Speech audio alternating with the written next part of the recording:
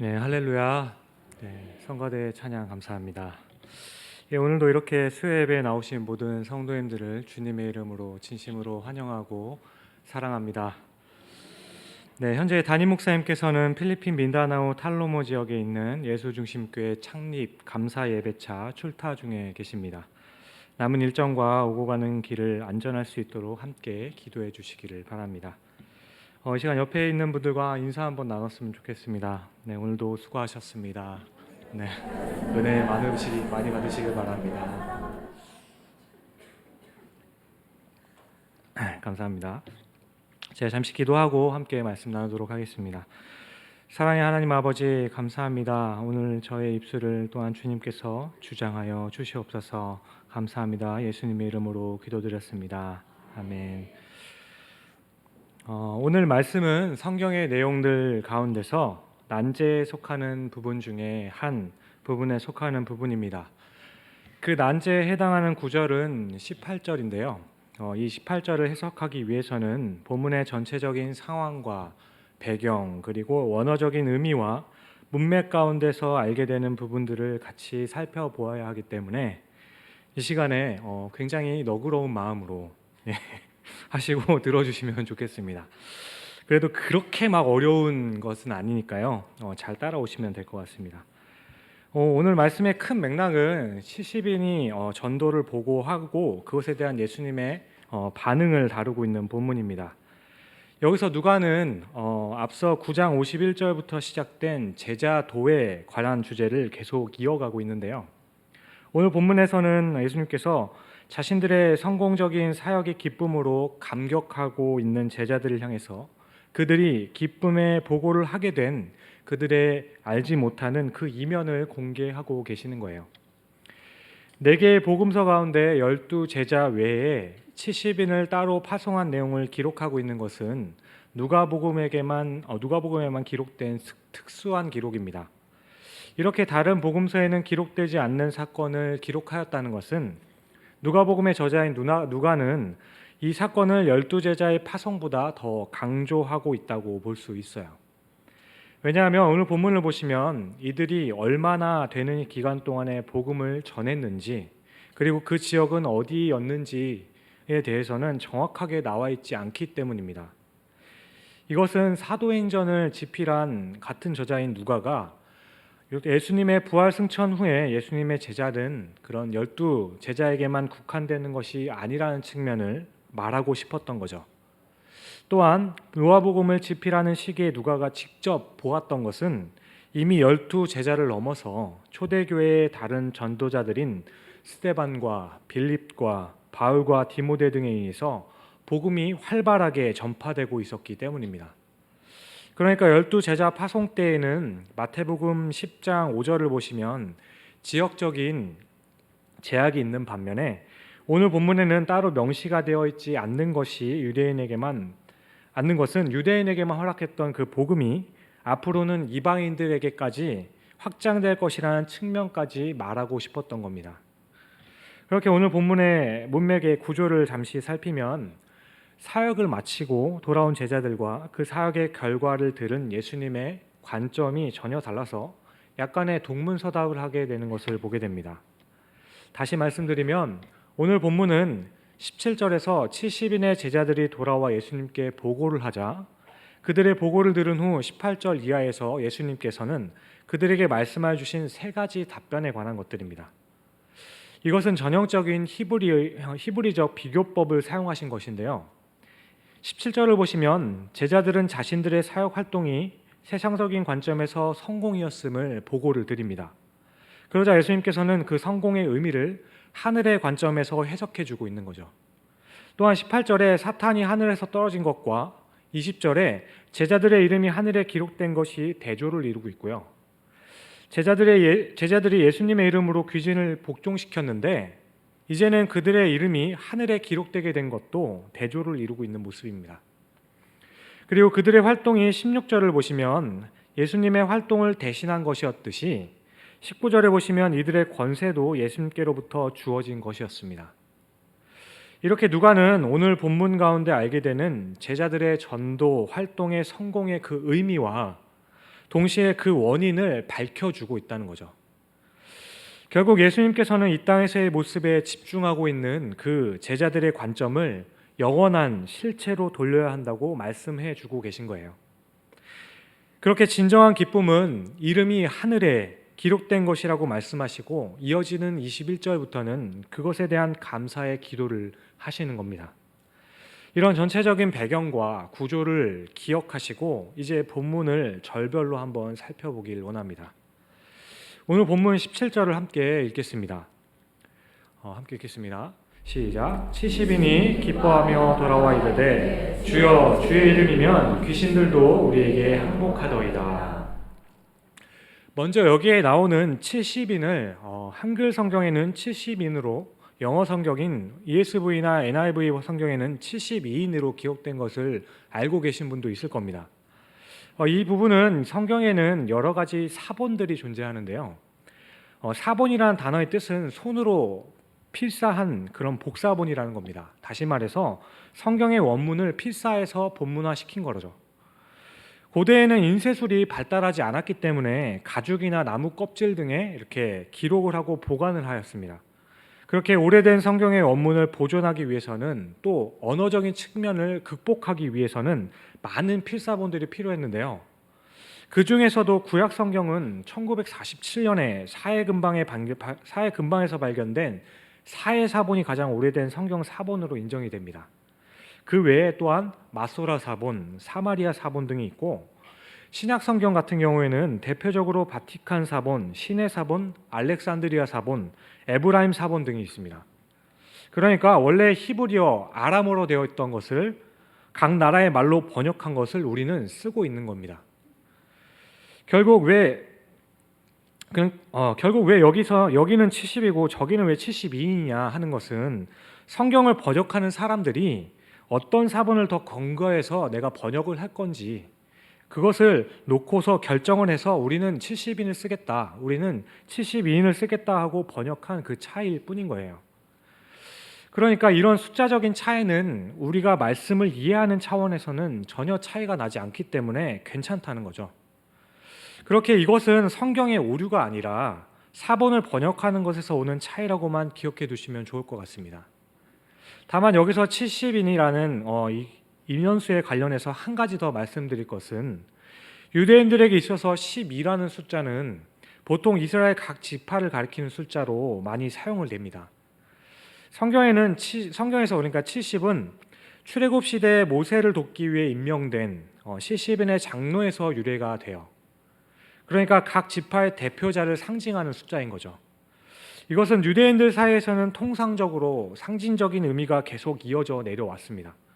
그래서 헬라어 번역 성경인 70인역도 이것을 반영하여서 70인이 동참하여서 번역한 성경이다라고 해서 70인역이 된 겁니다.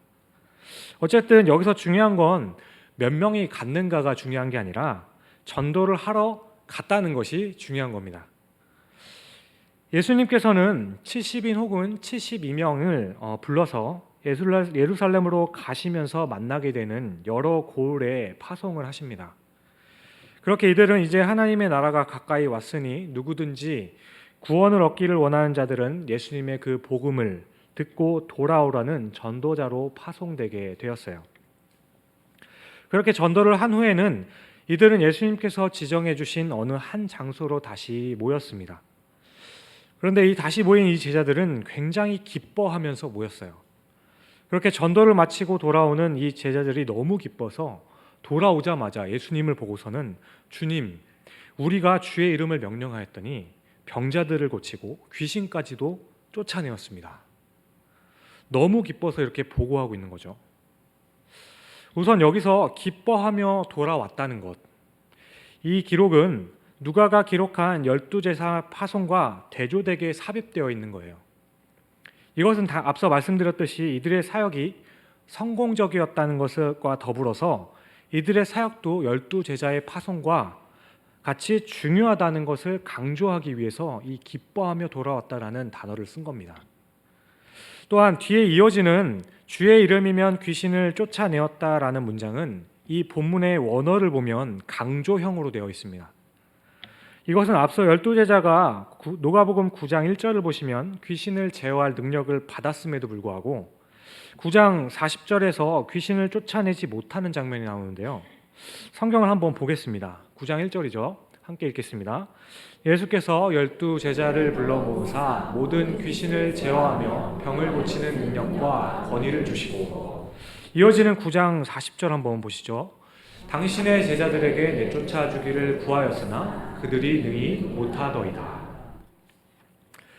그런데요, 이 사건의 이면을 잘 살펴보면 이어지는 9장 46절을 보시면 제자 중에 누가 크냐는 변론이 일어나니? 라고 합니다. 그러니까 이들은 자신들 중에 누가 크냐는 변론을 할 정도로 그 권능을 허락하신 예수님보다도 능력을 행하는 자신들에게 시선이 고정되어 있어서 누가 큰지를 서로 다투는 모습이 되어버렸다는 거죠.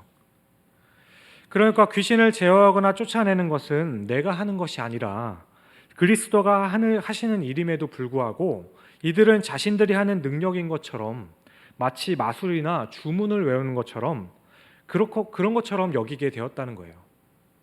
결국 자신들에게 맡겨진 모든 사역은 자신들을 나타내기 위함이 아니라 주님의 권능을 나타내기 위함이라는 것을 망각한 데서 벌어지게 된 일이라는 겁니다. 그런 반면에 오늘 본문에서 주의 이름이면 이라는 문장은 70인은 자신들보다 항상 반드시 주의 이름을 앞세워서 사역하였다는 것을 강조하고 있다는 거죠. 게다가 귀신을 쫓아내는 사역은 오늘 본문 앞에 10장 9절을 보시면 이렇게 나와 있거든요. 거기에 있는 병자들을 고치고 또 말하기를 하나님의 나라가 너희에게 가까이 왔다 하라. 그러니까 복음 전파와 병자를 고치는 능력은 허락하셨어요. 그런데 귀신을 제어하는 능력은 따로 언급하지 않았던 부분이었던 거죠. 그런데 이들은 자신들에게 주어진 임무에 포함되어 있지 않았던 그런 권능까지 내가 베풀게 되니까 이들은 예수님께 돌아오자마자 이 부분에 대한 흥분과 감격으로 보고하고 있었다는 거죠. 결국 이 부분은 오히려 반대로 생각해 보면 이것은 예수님께서는 악의 세력을 이기는 권세를 가지고 계신 분이라는 것을 고백하여야 하는 것이고, 말씀을 읽는 독자들에게도 이 부분에 대해서 강조를 하고 있다는 거예요. 그런데요, 예수님, 이제 우리가 다음 할 일은 무엇인가요?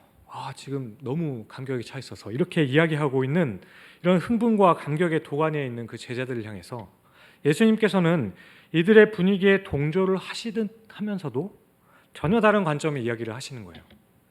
오늘 본문 18절 함께 읽어보시죠. 예수께서 이르시되 사탄이 하늘로부터 번개같이 떨어지는 것을 내가 보았노라. 이 부분은 예수님께서 보신 환상에 대한 내용입니다. 먼저 이 구절의 단어를 한번 살펴볼게요. 여러분, 여기서 말하는 하늘은 과연 어디일까요?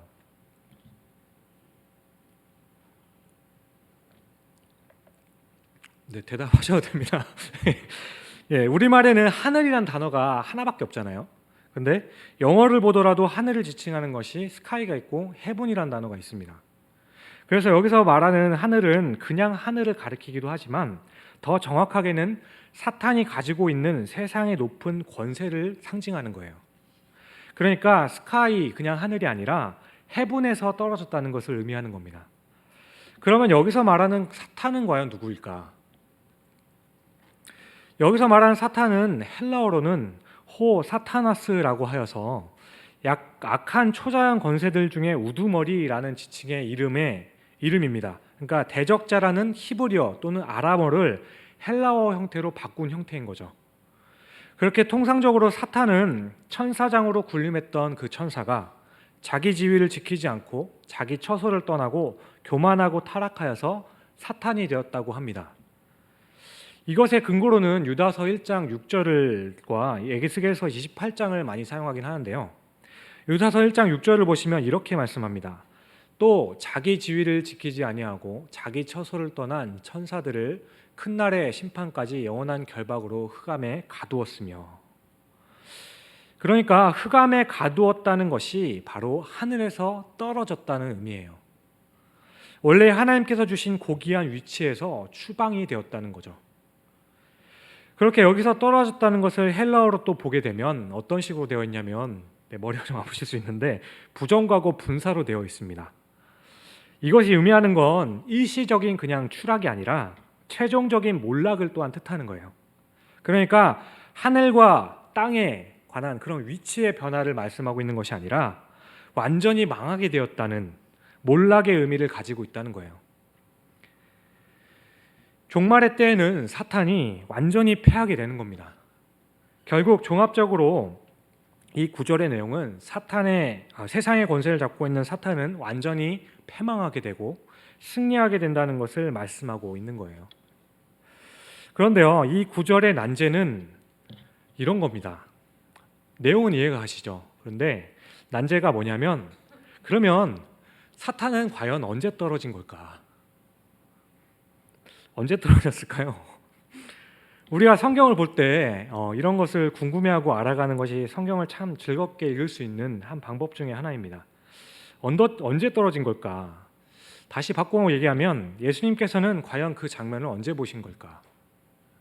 언제 보았던 것을 과연 지금 말씀하고 계시는 걸까? 이것이 난제입니다. 많은 학자들이 예수님께서 보신 그 시점에 관해서 많은 논의들을 했습니다. 그래서 저는 이 본문에 관련된 제가 가지고 있는 주석을 한 20개 정도를 살펴보았고, 그 결과 크게는 총 4가지의 해석을 도출해냈습니다. 제가 좀 말씀을 드릴게요. 첫 번째는 예수님께서 성육신 하시기 전에 혹은 탄생을 하실 때 천사의 위치로 있다가 하나님 앞에 죄를 범하고 쫓겨난 것을 보았다가 이때 말씀하신 것으로 주장을 합니다. 그리고 두 번째는 예수님께서 광야 시험을 이겼을 때 사탄이 하늘에서 떨어진 것을 보았고, 그리고 이때 말씀하셨다는 주장이에요. 그때로부터 이미 이루어진 승리를 다 보았다는 거죠. 그리고 세 번째는 앞으로 십자가에서 있을 미래적인 승리로 보는 경향가 있습니다. 이 순간에 예수님께서는 자신의 그 십자가에서 죽게 되는 그 모습을 보셨고, 부활하셨을 때 사탄이 떨어지는 것을 함께 보았다는 거죠. 그리고 마지막 4번째는 70인이 복음을 전파할 때 사탄이 떨어지는 것을 보았다는 해석입니다. 여기에 등장하는 이 많은 해석들은 다 나름의 근거가 있습니다. 그런데 우리가 이런 영적인 세계에 대해서는 완벽하게 이게 맞는 거다라고 말을 할 수가 없어요. 이런 부분은 성경에서 완벽하게 해석을 해주지 않았기 때문에, 예수님께서 설명해 주시지 않았기 때문에, 이것은 하나님께서 필요하시기 때문에 유보하신 거기 때문입니다. 하지만 이런 부분에 대해서 많은 학자들이 연구를 또 하였기 때문에 어느 정도는 추측할 수 있다는 거예요. 그렇게 대부분의 학자들의 해석은 제가 마지막에 말씀드린 4번째 해석에 70인이 복음을 전파할 때 사탄이 떨어지는 것을 보았다라는 것으로 모여집니다. 그래서 오늘 이 시간에는 이 4번째 관점의 해석을 놓고 더 살펴보려고 하는 거예요. 그런데요, 제가 물을 먹은 이유가 있죠. 문제는 이 4번째 해석에 관해서도 학자들이 또 4가지 관점으로 나눠집니다. 그래서 첫 번째가 뭐냐면 이 상황에 국한돼서 보였다는 관점이에요. 그러니까 70인이 사역을 하고 있을 그 당시 그 상황을 은유적으로 묘사하여서 이때 사탄이 처음으로 타락하여서 하늘에서 떨어진 것을 보았다는 관점이에요. 두 번째는 이 시점에서 비유적으로 하신 말씀이라는 관점입니다. 무슨 말인가 하면 70인이 전도를 할 때 귀신이 내쫓기는 것은 악의 세력들이 흔들리는 것과 사탄 자신의 패배를 그냥 암시하는 거다. 그렇게 정확한 시점에 대해서 이야기하기보다는 이 시기부터 점진적으로 사탄은 패하고 하나님의 나라가 오고 있는 거다. 그러니까 예수님께서 성육신하셔서 십자가의 부활로 인해서 D-Day가 이미 이루어졌고, 이후에 예수님의 재림으로 조만간 승리의 날인 V-Day가 올 수밖에 없다는 예수님의 확신을 비유적으로 하신 말씀이다 라는 견해입니다. 그리고 세 번째는 같은 비유적인 풀이인데 그냥 70인의 전도 보고를 하는 그 상황에서 사탄의 비유를 통해서 경계하라는 내용이다 라는 겁니다. 사탄이 하늘에서 떨어졌다는 것을 말씀하시면서 사탄의 지위와 그가 어떻게 타락했는지를 생각하고 너희들도 지금의 그 승리에 너무 흥분하지 말고 교만하지 않도록 주의하라는 해석이에요. 그러니까 앞서 12제자들의 상황을 생각하여서 교만하지 말고 너희들도 주의하라는 해석인 거죠. 그리고 네 번째 마지막 견해, 이 마지막 견해가 학자들이 가장 선호하고 많이 주장하는 견해인데요. 예수님께서는 이때부터 시작하여서 사탄의 우두머리가 하늘에서 추방되어 떨어지는 것을 보았고 점진적으로 승리하고 나가는 것을 보았다는 견해입니다. 처음부터 끝까지 쭉 다 봤다는 거죠. 그 순간 광야에서의 승리로부터 시작해서 70인의 사역을 지나서 십자가에서 완성된 큰 승리를 한순간의 환상으로 다 보셨다는 거예요. 따라서 이제 12제자에게만 국한되어 있었던 그 예수님의 그 가르침들이 70인들에게 확장이 되어지고 유대인들에게만 국한되어 있던 그 복음이 70인의 전도로 인해서 이제는 온 열방으로 향하는 그 모습을 통해서 하나님의 나라가 점진적으로 확장되어지는 모습을 다 보았다는 견해인 겁니다. 그렇게 더 살펴보면 이때 이후로 이어지는 표현들인 쫓겨남이나 결박당함 같은 표현들을 통해서 다른 수많은 전도자들에 의해서 성취될 성공의 징조와 사탄의 완전한 패배를 다 보셨다는 거예요. 게다가 이 문단의 시제를 확인해 보면은 또 명확해지는데요. 17절에 귀신들이 항복하더이다 라는 것은 현재 시제로 사용했고요. 18절에 떨어지는 것을 보았노다 라는 것은 과거 진행으로 사용되었고 19절에 너희를 해할 자가 결탄코 없다는 것은 미래 시제를 사용하고 있습니다. 좀 어려울 수가 있는데요. 일단은 그렇습니다. 그래서 정리하면 예수님의 사역 중에 있어 왔고 지금도 진행되고 있고 미래에는 온전히 성취되어 이루어진다라는 의미인 겁니다. 그렇게 더 나아가서는 이 시기 이후에 교회가 수행하게 될 사역까지 전부 다 포함하여서 말씀하고 계신다는 거예요. 이 견해가 대부분의 학자들이 주장하는 견해입니다. 다시 정리하면 예수님께서는 이 시점을 기점으로 하여서 과거 광야의 승리에서부터 시작했던 그 승리가 점진적으로 왕성되어가는 전체 그 모두를 보셨다는 거예요. 사탄은 광야에서 예수님께 패한 뒤에는 계속해서 전전긍긍하는 신세가 되었던 겁니다. 그렇게 나중에 예수님을 십자가에 못 박을 때에는 자기가 어느 정도 권세를 회복할 것이라 생각하였지만 예수님의 그 부활하심으로 그 세력은 완전히 꺾이게 되었다는 거죠. 땅으로 쫓겨난 사탄은 필사적인 몸부림을 하고 있는 거죠. 베드로 사도가 말한 것과 같이 사탄은 때가 얼마 남지 않은 것을 알고 우는 사자와 같이 필사적으로 사탄은 지금 이 시대에도 역사를 하고 있다는 거예요. 그러나 이때 이미 패한 사탄은 예수님의 이름 앞에서는 늘 무릎을 꿇게 되어 있고 쫓겨나게 되어 있다는 것이 진리라는 겁니다. 사랑하는 성도님 여러분, 이미 세력이 꺾이고 이미 멸망을 앞두고 있는 그런 사탄의 종이 되지 마시기를 바랍니다. 우리가 세상을 보면 마치 사탄이 이 세상에서 상당하게 세력이 있는 것처럼 보입니다. 그러나 예수님의 십자가와 부활의 능력 앞에서는 그의 세력이 꺾였다는 것을 기억하시기를 바랍니다. 많은 사람들이 사탄의 세력에서 밑에서 영원히 살 것처럼 오늘도 참 그렇게 살아가고 있어요. 안심하면서 하루하루를 그냥 살아갑니다. 얼마나 불쌍한 신세인지 몰라요. 그런데 우리도 돌아와야 한다는 거죠. 사탄 밑에 있다고 생각된다면 빠져나와야 하는 겁니다. 사탄은 자기 위치에서 쫓겨나서 그 세력이 꺾여 있기 때문에 주님께서는 우리에게 19절에 해당하는 권세를 주시겠다 약속하십니다.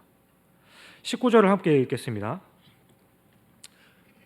네, 내가 너희에게 뱀과 정갈을 밟으며 원수의 모든 능력을 제어할 권능을 주었으니 너희를 해칠 자가 결코 없으리라.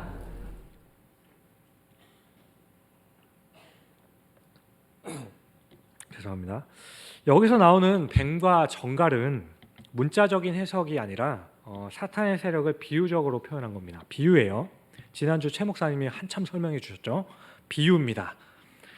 그런데 이 본문을 가지고 문자적으로 해석하는 단체들이 있는 거예요. 이들이 주장하는 게 뭐냐면 사도행전 28장 3절에 보면 바울이 그 뱀에 물린 사건이 있죠. 그 사건을 들고 마가복음 16장 19절을 보시면 그 말씀 가운데서도 뱀과 정갈을 밟으며라는 단어가 나오거든요. 그것을 통해서 성도라면, 자기가 믿는 자라면 모두가 다 직접적으로 그렇게 하는 것이라고 미혹하는 거죠. 그래서 독사의 독을 그냥 마시기도 하고 정갈의 손을 그냥 물리기도 하는 겁니다. 하지만 생각해보면 사도행전의 경우에는 바울이 뱀을 직접 집었거나 밟은 것이 아니었다는 것을 기억하십시오. 또한 마가복음의 내용도 마가복음서의 마지막 장 16장이죠. 복음 전파에 대한 문맥에서 사탄의 세력을 상징하는 비유로서 하신 말씀입니다. 게다가 성경에서는 이런 비유가 딱 3번만 등장하는데 이렇게 3번만 언급하게 되는 내용이기 때문에 더욱 문자적으로 해석하면 안 되고 전후 문맥을 고려해서 해석을 해야 되는 거예요. 비유라는 거죠. 또한 이 두 생물은 팔레스타인 지역에서 발견되는 독이 있는 대표적인 해로운 동물을 상징합니다. 그래서 육체적인 악의 근원을 또한 상징하고 구약에서는 모든 종류의 악을 가리키는 상징이기도 했어요. 그러니까 이것은 창세기 3장 15절에 여자의 후손이 뱀의 머리를 상하게 할 것이라는 그 약속의 성취로서 그리스도의 사역의 승리를 비유하고 있다는 거예요. 결국 그리스도의 제자된 사람들, 그의 백성된 사람들에게는 악의 세력들을 밟으며 악령의 세력을 추방할 수 있는 능력을 받았다는 거예요. 예수님께서는 이런 능력을 제자들에게, 바로 우리들에게 주셨다는 겁니다. 또한 밟는다는 것은 멸시와 추방을 말하는 거예요. 사랑하는 성도님 여러분, 여러분들은 예수 그리스도를 믿으십니까? 그럼 우리에게 이런 능력이 있다는 것을 알고 계셨습니까? 네. 물론 사탄은 성도들에게 이런 막강한 능력이 있다는 것을 알면서도 공공연하게 자꾸 시비를 걸죠. 시험을 합니다. 많은 사람들의 사상과 그 생각 속에 아직도 사탄은 계속 역사를 하고 있어요. 복음을 거부하고 예수 그리스도를 받아들이지 않는 많은 사람들, 많은 그 사람들의 마음 속에는 아직도 그 사탄의 그 보좌가 남아 있고, 심지어 이 교회 다니는 그 사람들 가운데서도 아직도 성령의 지배를 받기보다는 사탄의 지배를 받는 마음들이 많이 있다는 거예요. 사탄은 음부에 버려져서 완전히 사라질 때까지 마지막으로 몸부림치는데 그 몸부림은 이 교회 안에서도 이루어진다는 거예요. 많은 사람들의 마음을 붙잡아서 하나님의 말씀을 받아들이지 못하게 하고 있는 겁니다. 그렇게 사탄의 역사가 지금 이 순간에도 우리 마음속에 있는지 모르겠어요. 자꾸 졸음이 오시는 분들도 있죠. 농담입니다. 이 시간 내가 과연 성령의 지배를 받고 있는지 아니면 사탄의 지배를 받고 있는지 스스로 돌이켜보기를 바랍니다. 사탄의 지배를 받는 사람의 특징은 마음을 잘 열지 않는다는 거예요. 하나님 앞에 겸손하게 무릎 꿇고 마음을 열지 않는 것, 아직도 사탄의 지배를 받고 있는 겁니다. 그럼 어떻게 벗어날 수 있을까? 바로 오늘 말씀하신 것 같이 예수 그리스도의 이름으로 벗어날 수 있는 겁니다. 이런 의미에서 보면 우리가 듣는 설교는 악령을 쫓아내는 역사 중에 하나입니다. 우리가 오이쿠스 주일을 준비하면서 항상 들려오는 이야기가 있습니다. 아니 1년에 한 번 교회 오는 것 가지고 뭐 되겠나? 아니 설교 한 번 듣는다고 뭐 달라지나? 그런데요, 오늘 제자들이 나가서 하나님의 말씀을 전할 때 악령들, 귀신들이 쫓겨나는 역사가 일어났습니다. 오늘 전하는 설교에도 이와 같은 능력이 있는 거예요. 그렇기 때문에 11월 3일에도 그날까지 사탄의 지배를 받았던 사람들도 설교를 통해서 전해지는 하나님의 말씀으로 예수님을 영접할 수 있고 주님 앞으로 돌아오게 되는 거예요. 하나님의 말씀을 들을 때만 돌아올 수 있는 겁니다. 다시 말하면 악령들이 그 마음에서 쫓겨 나간다는 거예요. 예수 그리스도의 이름이 전파되는 곳에는 하나님의 능력이 역사하는 겁니다. 그래서 1년에 한 번이라도 꼭 해야만 하는 겁니다. 예수 그리스도의 이름에는 뱀과 정갈을 밟으며 악령들의 세력을 제압하며 하나님의 역사를 이루는 그 능력이 있다는 거예요. 지금 이 순간에도 하나님 앞으로 돌아오기를 주저하는 영혼들이 있을지 모르겠지만 이 시간 하나님의 말씀을 들을 때 사탄은 우리 마음속에서 추방되어지는 겁니다. 예수 그리스도의 능력으로 추방되어지는 겁니다. 우리가 예수님의 이름으로 전도할 때 우리는 이런 능력을 소유하고 있다는 거예요. 여기서 뒤에 보면 제어한다는 말씀이 있죠. NIV 성경을 보면은 overcome이라고 되어 있는데요. 이 overcome이라는 단어의 원뜻은 극복하다인데 원뜻은 어원이 어떻게 되냐면 서로 대결을 하였을 때 상대방 편에서 무기를 빼앗는 것을 말합니다. 그러니까 사탄의 세력에 속해 있는 사람들 앞에서 예수님의 이름을 증거하면 그들의 마음에서는 상대방의 칼이 떨어져 나가는 것처럼 사탄이 떨어져 나가버린다는 거예요. 우리는 이런 권세를 받은 사람들이라는 겁니다. 하나님께서는 설교 시간에 그리고 전도하는 그곳에 언제나 그렇게 역사하신다는 것을 기억하시길 바랍니다. 이어서 결탄코 해야 할 자가 없다라는 그 말씀은 없으리라라는 말씀은 시편 91편에서 근거를 찾습니다. 이 시편 91편을 보시면 과거 이스라엘 백성이 광야를 거쳐서 약속의 땅으로 거쳐 나아갈 때 하나님께 받았던 보호와 하나님을 자신의 피난처로 여겼던 그런 자에게 주어진 약속의 말씀들이 나오는데요. 그렇게 이 부분도 문자적으로 모든 위험에서 믿는 사람들은 그냥 무적이다, 뭐 다 하자, 뭐 이런 의미가 아니에요. 이 부분은 이어지는 20절을 통해서 확인되는 것처럼 믿는 자들의 영생은 어떤 것도 침범할 수 없다는 것을 말씀하고 있는 거예요. 그러니까 이 부분은 능력에 대해서 말씀하는 것이 아니라 하나님의 자녀됨으로 얻게 되는 그런 권리를 말씀하고 계시는 거예요. 그렇게 17절에 제자들의 성공의 이유에 대해서 하나님의 자녀된 자들이 얻게 될 성공에 대해서 말씀해 주고 있다는 거예요. 그리고 이 권세가 지금 그 특정한 자신들의 한정된 그런 전도 활동에 국한되는 것이 아니라 하나님의 자녀들을 통해서 미래에도 지속된다는 것을 말씀하고 있는 거예요. 미래 시제라고 말씀드렸죠. 마지막으로 20절을 함께 읽겠습니다. 그러나 귀신들이 너희에게 항복하는 것으로 기뻐하지 말고 너희 이름이 하늘에 기록된 것으로 기뻐하라 하시니라. 여기서 예수님께서는 그러나라는 접속 부사를 사용하면서 앞의 내용을 반전하셔서 제자들이 가져야 할 자세에 대해서 가르치고 계신 거예요.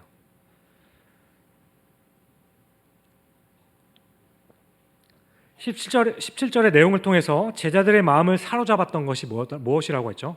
귀신들이 항복하고 사탄이 거꾸러지는 것이었습니다. 그것을 보고 제자들의 마음은 거기에 완전 사로잡혔어요. 그러나 하나님의 나라의 궁극적인 목표는 권능의 문제가 아니라 하나님의 나라에 들어가는 특권에 관련됐다는 말씀을 하는 겁니다. 20절 후반부를 보시면 너의 이름이 하늘에 기록된 것으로 기뻐하라고 하십니다. 여기서 하늘에 기록되었다는 것은 생명책에 기록된 것을 말합니다. 빌립보서 4장 3절을 보시면 또 참으로 나의 멍에를 같이한 내게 구하노니 복음에 나와 함께 힘쓰던 저 여인들을 돕고 또한 글레멘드와 그 외에 나의 동역자들을 도우라. 그 이름들이 생명책에 있느니라 라고 하고 있고요. 요한계시록 3장 5절에 보면 이런 말씀이 있습니다. 이기는 자는 이와 같이 흰옷을 입을 것이요 내가 그 이름을 생명책에서 결코 지우지 아니하고 그 이름을 내 아버지 앞과 그의 천사들 앞에서 시인하리라. 생명책에 기록하고 결코 지워지지 아니하고 그 이름을 아버지 앞에서 시인한다는 겁니다.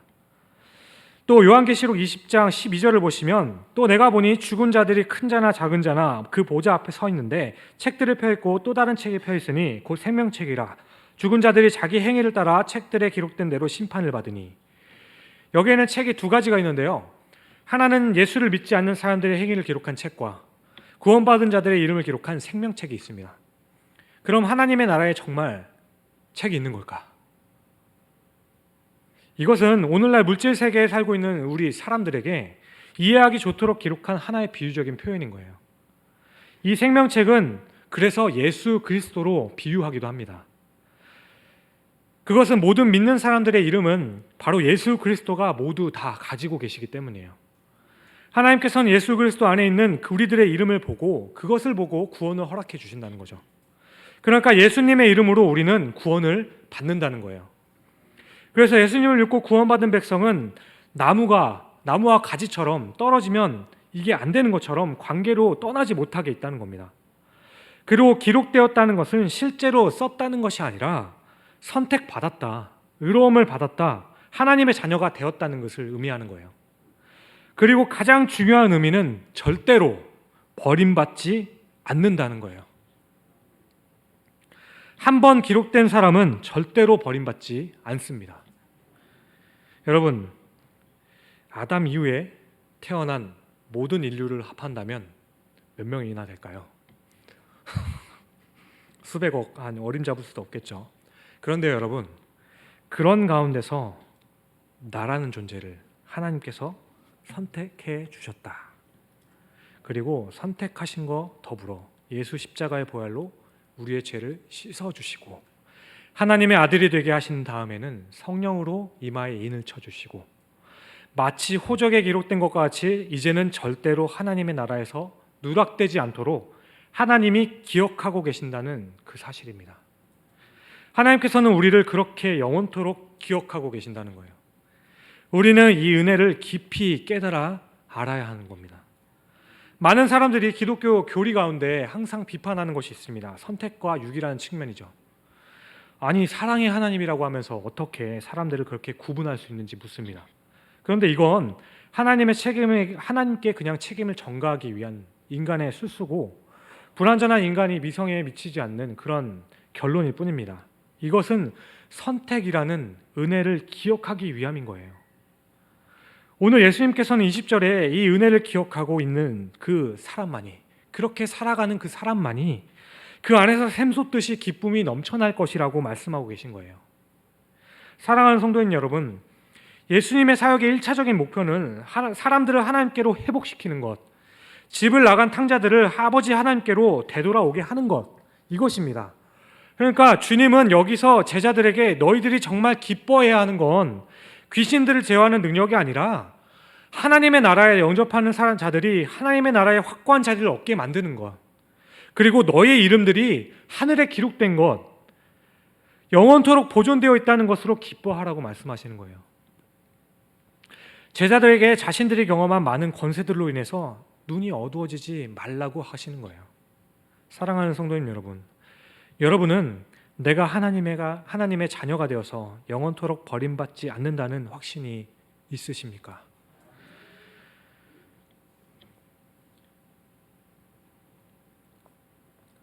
수술을 받아본 사람들에게는 너무나도 필요한 약 중에 하나가 있습니다. 그것은 진통제도 있겠지만 바로 마취약일 겁니다.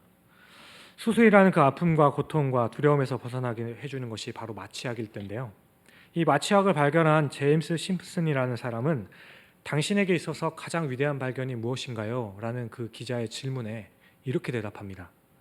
나는 예수가 나의 구주가 되신다는 사실을 발견한 것이 내 인생의 가장 위대한 발견입니다. 그러니까 이 수많은 사람들 중에서 내가 하나님의 나라의 백성의 수에 그 수에 끼어 있다는 것, 그것을 발견한 것이 나의 가장 위대한 발견입니다 라고 고백하는 거예요.